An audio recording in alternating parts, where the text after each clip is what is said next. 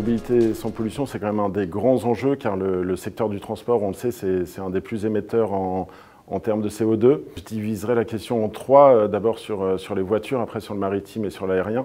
Sur les voitures, pour moi, c'est acté. On a déjà pris une bonne avance. On voit que ces dernières semaines, c'est un véhicule électrique qui est le véhicule le plus vendu au monde. Il faut que l'infrastructure suive. La France vient de passer la barre des 100 000 bornes. Donc c'est une transition qui va se faire petit à petit, mais qui est quand même bien en marche.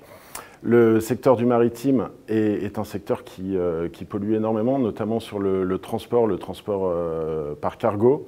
Donc là, on a des belles innovations en France, notamment avec les voiles rigides. Donc l'idée, c'est d'équiper le paquebot d'une énorme voile qui puisse capter le vent et donc réduire son empreinte carbone. À plus long terme, il faudra quand même penser à... Je ne pense pas à un bateau chargé de batteries, parce qu'après, il faut transporter des énormes batteries et ce n'est pas efficient. Donc plutôt une énergie comme l'hydrogène, ça peut être tout à fait envisageable. Et l'autre grande thématique sur la pollution, c'est l'avion bashing qu'on voit en ce moment, donc soit en jet privé ou soit en avion de ligne. Sur le côté jet privé, on a toutes ces startups qui lancent les volocoptères, les hélicoptères autonomes et à énergie solaire, et qui pourront demain se poser sur le toit de nos immeubles, qui sont des espaces qui sont un peu inoccupés et pas exploités pour le moment. On a aussi une autre start-up française qui lance ses premiers avions électriques. Et niveau compagnie aérienne, c'est des commandes qui sont très longues.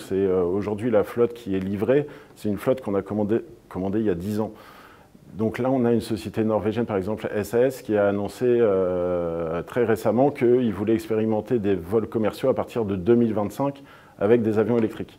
Donc ça, c'est une affaire à suivre. Et niveau pollution, pour faire une ouverture au-delà de la pollution CO2, c'est la pollution sonore aussi qui est un élément à régler dans les villes, et pour avoir des villes plus apaisées. Par exemple, la grande thématique du contrôle deux roues, avec le taux de décibels sur les scooters, c'est à mon avis une question qui va se poser à l'avenir.